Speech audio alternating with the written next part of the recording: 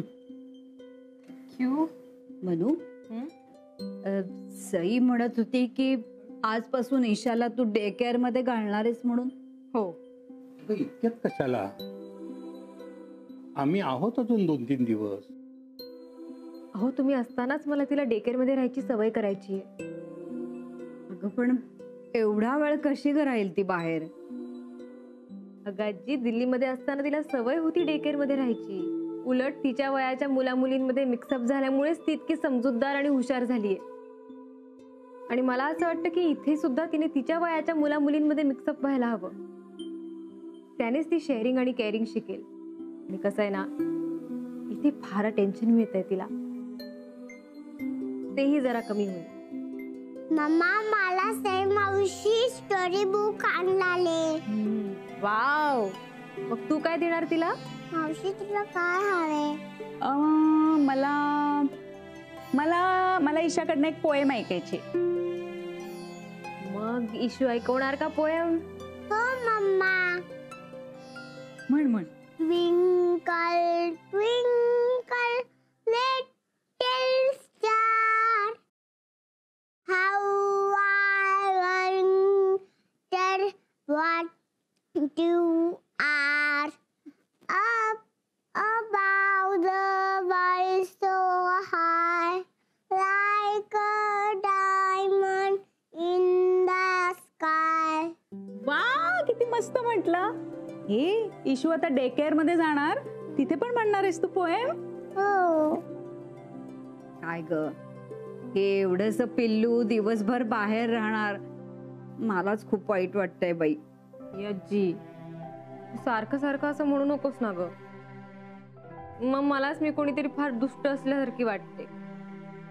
नाही ग, तुझा निर्णय बरोबरच असणार, पण आम्हाला जरा वाईट वाटतं. त्याला काय करणार?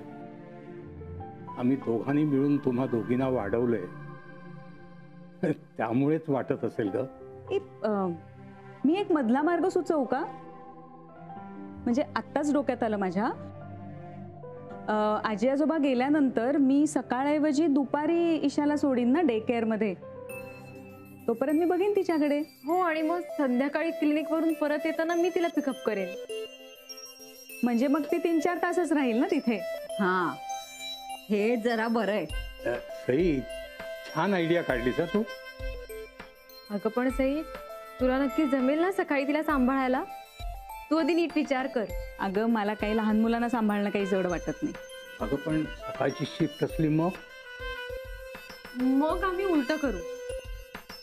म्हणजे मी दुपारी ईशाला सोडायची व्यवस्था करेन आणि मग सई संध्याकाळी येताना तिला पिकअप करेन. चालेल. Okay, no problem.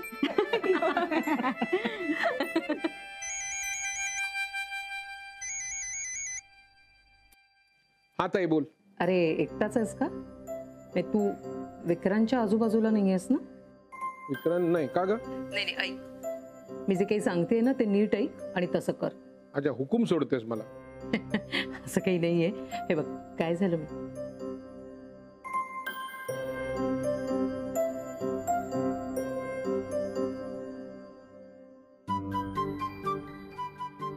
आलं ग, आलं माझ्या लक्षात.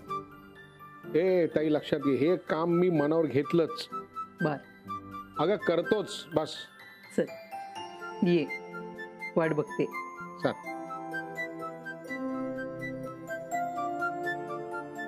हा. एखाद्या माणसाने अशा परिस्थितीत काय केलं असतं?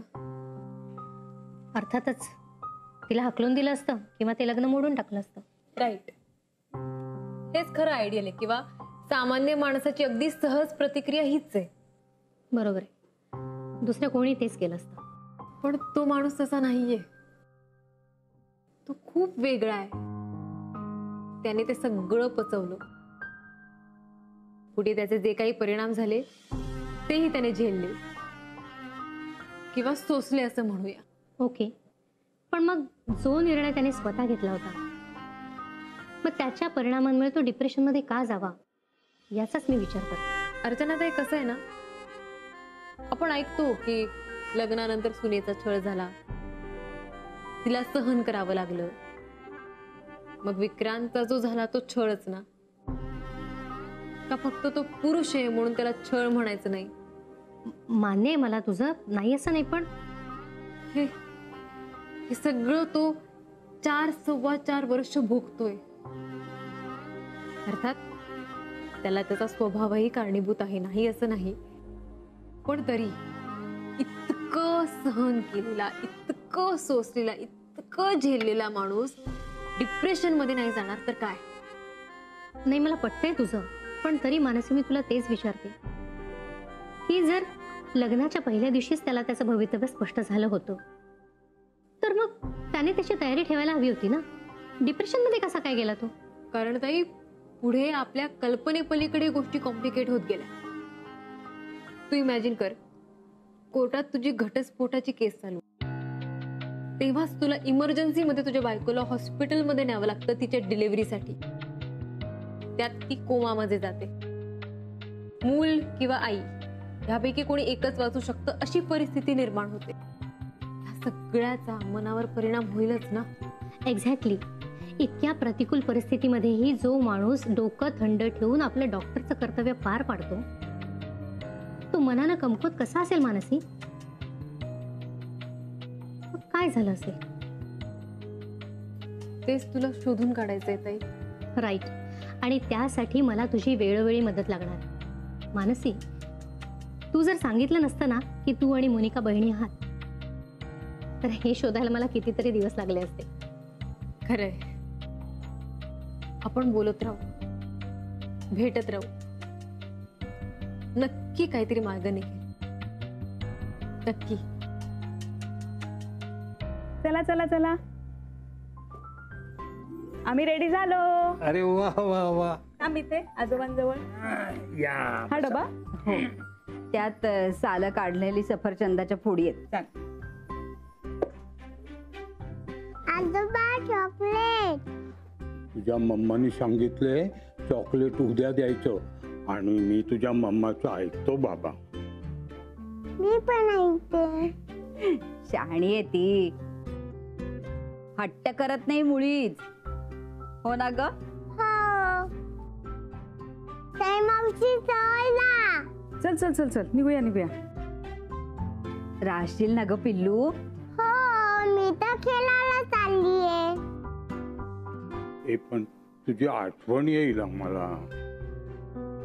आजोबा मी परत नंतर घरी यायला आले, तुम्ही रडू नका. नाही रडणार मी, पण तू लवकर ये. हा, मी तुमच्यासाठी खाऊ आणू. अगो बाई, नको नको बाबा, पण तू लवकर ये. आजी तू आजोबांची काळजी घे. हो हा आजीबाई, मी घेईन हो काळजी. चला चला जाऊया, उशीर होईल नाही तर. दप्तर घे. शाबास. बस चला, आजोबांना बाय बाय करा. Bye bye bye bye bye. चला.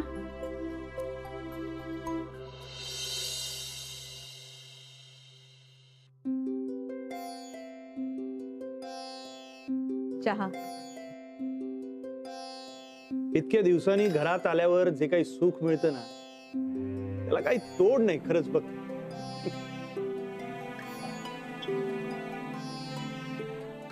वा वा वा. 15 दिवसांनी बायकोच्या हातचा चहा मिस केला मी खूप. खरंच. हो का? हो हो. काय बहिणी कशी आहेस ग? आहे बरी. सगळं इकडे ठीकठाक ना? हो आहे, ठीकच आहे सगळं. काय ग, काय झालं? नाही नाही काही नाही. हा तसं म्हणायला ईशा आणि मानसी आल्या होत्या तेव्हा वेळ चांगला गेला नाही. माहितीये का, ईशा आता मोठी झाली आहे, 3-3.5 वर्षाची झाली रे. काय? कोण? परत सांग. मानसी आणि ईशा. त्या दोघी इथे येऊन गेल्या. तू बोलली नाहीस मला गीता. आपण रोज फोनवर बोलत होतो ना. राहिलं. राहिलं? राहिलं? नाही म्हणजे अचानकच आल्या ना त्या आम्हाला. अरे आम्हाला कुणालाच माहिती नव्हतं त्या येणार आहेत ते. मानसी दिल्लीहून परत आली वाटतं. पण इथे कशाला आली होती ती? अशीच आपली सगळ्यांना भेटायला. परत सगळं ते पुन्हा सुरू होणार असं वाटतंय. गीता, आपण आज काहीतरी स्पेशल करूया का जेवायला? मोहन काय करू? नाही, नको, काही स्पेशल नको. अरे असं कसं? एक स्पेशल न्यूज मिळाली ना एवढी पुरेशी आहे आजच्यासाठी. अरे गीता, चुकलंच बाई माझं. माझ्या लक्षातच आलं नाही. आता बहिणी असू द्या हो. आपल्याला तरी कुठे माहित होतं त्या दोघी इथे येणार आहेत त्या. आणि आपल्याला आनंद झाला ना. हो ग, पण मग ठीक आहे, फार नाही विचार करायचा आपण. आले मी.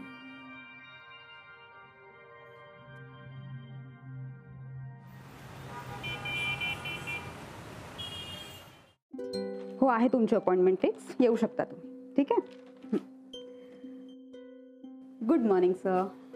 ताई कुठे? त्या केबिन मध्ये. आणि याला घेऊन आलोय. तुला कोणाला भेटायचं होतं ना त्यांना? हो, मिसेस कारंडे. त्यांना कधीपासून तुम्हाला भेटायचंय. सर तुम्ही येता का माझ्याबरोबर? मी नेते तुम्हाला त्यांच्याकडे. मी ताईकडे जाऊन येतो, तू तुझं काम संपवून ये. चला सर. या शुअर डॉक्टर केणी. तुम्ही माझ्या हॉस्पिटलला आलात.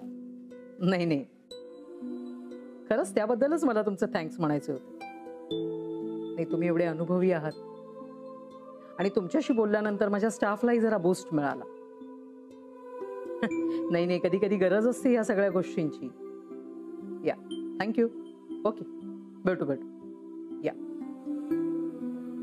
काय एकदम बिझी? हो रे, काय करणार, एकटीच आहे मी इथे. माझे दोन्ही हात गायब आहेत.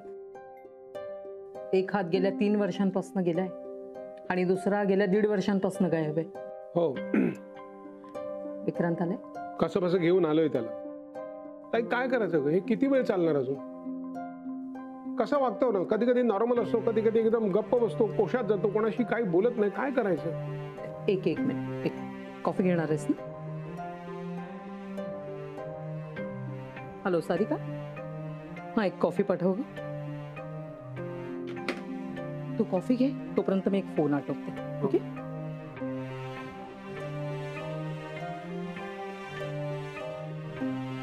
हॅलो. हा नाही, डॉक्टर कामतांना मी मगाशी फोन केला होता. नमस्ते. नमस्कार. बरं झालं डॉक्टर विक्रांत तुम्ही आलात. बाळ कसं आहे आता? एकदम छान. गुड. डॉक्टर तुमच्यामुळे आज माझं बाळ हसतंय आणि मी सुद्धा.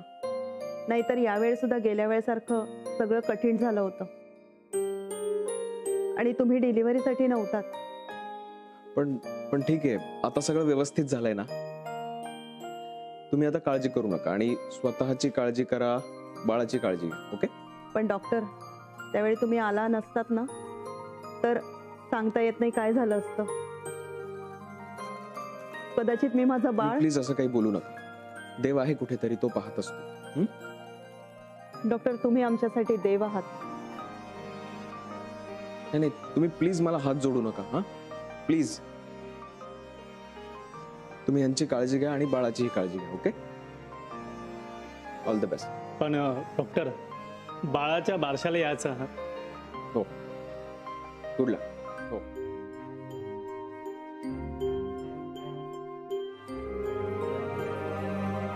तुला सांगू का, लग्नाच्या मांडवात मी सांगितलं पण होतं त्याला की मोड हे लग्न, पण तो तयारच होईना. पण त्यांनी झालं काय? त्या सगळ्याची शिक्षा भोगतोय ना तो अजूनपर्यंत. सुख म्हणून नाही आयुष्यात त्याला. कधी कधी वाटतंय सगळं करून काय मिळालं त्याला. पण मग पटकन विचार येतो मनामध्ये की काय केलं आता काय. तो मुलगा आहे, मी बाप आहे त्याचा. मला त्याला काही झालं तरी सांभाळून घेतलं पाहिजे, समजून घेतलं पाहिजे. चिडून चालणार नाही. तो कसाही वागला ना तरी मी फक्त त्याला सपोर्ट करू शकतो, त्याच्या पाठीशी उभा राहू शकतो. आपल्या चांगल्या मुलाचं सगळं चांगलं होताना बघणं नशिबात नव्हतं तुमच्या. काय ते आणि माझ्याही मी सुद्धा वेगळंच स्वप्न बघत होते. कसलं ग? मला असं वाटत होतं की याचा मोनिकाशी डिवोर्स होईल हं? आणि त्यानंतर मी याचं लग्न लावून देईन मानसी बरोबर. काय बोलतोस तू? विक्रांतचं मानसीशी लग्न? काय नाही, एकदम गप्प का झालास? म्हणजे मी हा विषय काढल्यानंतर तू गप्पच झालास? तुला पटलं नाही का हे? नाही नाही अगं ताई, काय आहे म्हणजे विक्रांतचं मानसीशी लग्न असं तुला वाटत होतं? हे ऐकून धक्का बसला मला. या धक्का बसण्यासारखं काय? नाही अरे त्या दोघांना एकत्र काम करताना पाहिलंय मी. तुला माहितीये का किती छान ट्युनिंग जमलं होतं त्यांचं. दोन माणसं एकमेकांना जर अनुरूप असतील तर असा विचार का करू नये? काही चुकलं का त्याच्यात? आणि नुसतंच वाटलं नाही मला, 1-2 वेळा विक्रांतकडे मी हा विषय देखील काढला होता. काय? मग काय, चिडला तू माझ्यावर. आणि मी काय म्हटलं की फार फार तर काय म्हणतील, दोघंही या गोष्टीला नाही म्हणतील, एवढंच ना. यापेक्षा दुसरं काय होणार होतं? हो. तुला काय वाटतं? या दोघांनी काय विचार केला असता? हो म्हटलं असतं? मला काय माहित काय होतं त्यांच्यामध्ये, नाही का? तुझ्याकडे बघून मला असं का वाटतंय की तुला काहीतरी माहित आहे म्हणून? नाही ताई, मला कसं माहिती असणार? मला तू काही लपवत नाहीयेस ना माझ्याकडून? मी काय लपवणार? नाही. खरं सांग. नाही ताई. चला बाबा, निघायचं? हो चल चल. अरे आलास तू? मला हॅलो देखील केलं नाहीस. हॅलो आत्या. बस ना, आम्ही जरा गप्पा मारत होतो. नाही नको बाबा, निघायचं आपण. हा, भेटलास का मिसेस कारंडेंना? हो. बरं वाटलं ना? बरं वाटलं. कुणाला? त्यांना आणि तुलाही. हो बरं वाटलं. बाबा निघायचं आपण. हा चल चल निघूया. का आपण इथे उभे राहिलो की तिला बोलायचं मूड यायचा. काम आहे तिला खूप. येतो ताई, येतो. चल.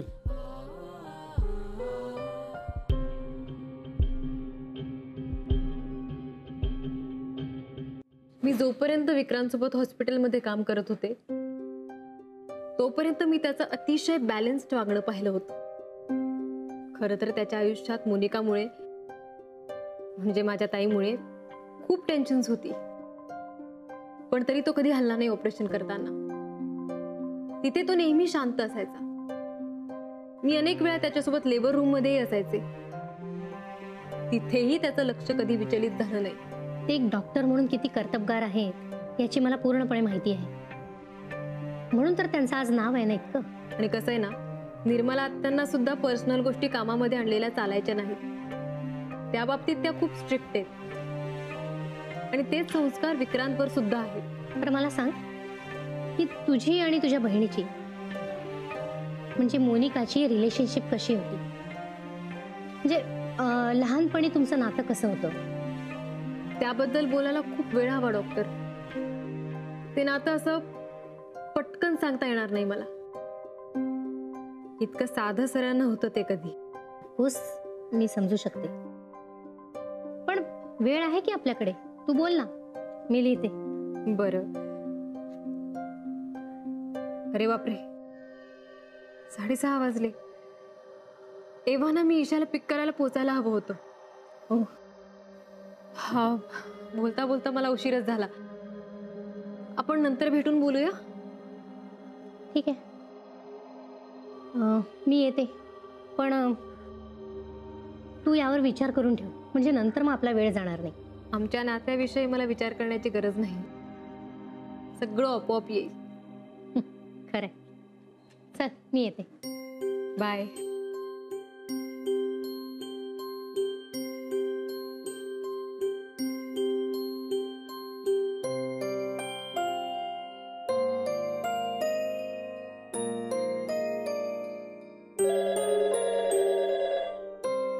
हॅलो.